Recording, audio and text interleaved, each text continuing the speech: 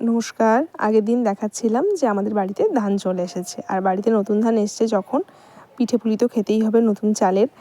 আর প্রথমে বানাবো হচ্ছে নতুন চালের পায়েস, যেহেতু গুড় চলে এসেছে তাই গুড় দিয়েই পায়েসটা বানাবো। আর হঠাৎ প্ল্যানিংয়েই পিঠে পুলি হচ্ছিলো, সেই জন্য আর চাল ভেজানো হয়নি বলে পাটিসাপটাটা বানাচ্ছিলাম ময়দা দিয়ে। এই যে গুড়টা দেখুন, একদম মধুর মতো পাতলা গুড়। এই গুড়টা আমার খেতে খুব ভালো লাগে। এরপরে মোটা গুড়টা আমার ভালো লাগে না, ওটাতে চিনি ভেজাল থাকে।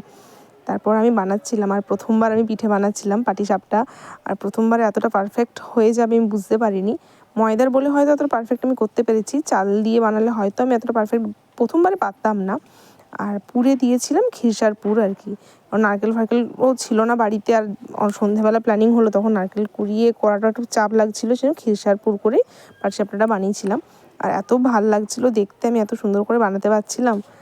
আর সঙ্গে সঙ্গে গরম গরম সবাইকে দিলাম, নিজেও খেলাম, আর পায়েসও বসিয়ে দিয়েছিলাম। এই যে দেখুন চালটা, এটা আমার বাড়িতে তো চাষের ধানের চাল, এটার নাম কামিনী। গোবিন্দভোগের মতোই আতপ চাল, এটা খুব সুন্দর স্মেল, পায়েস বা পোলাও খুবই ভালো লাগে খেতে। আর যেহেতু খেজুর গুড় দিয়ে করছিলাম, সেই জন্য আর অন্য কিছু দিইনি, মানে ফ্লেভারের জন্য এলাচ বা আদা, এতে খেজুর গুড়ের ফ্লেভারটা একটু পাওয়া যায়। শুধুমাত্র ঘি আর কয়েকটা বাদাম দিয়েছিলাম ঘিতে ভেজে আর কি। এবছরের প্রথম পায়েস 3 মুঠো চালের। আজকের মতো এটুকুই। টাটা।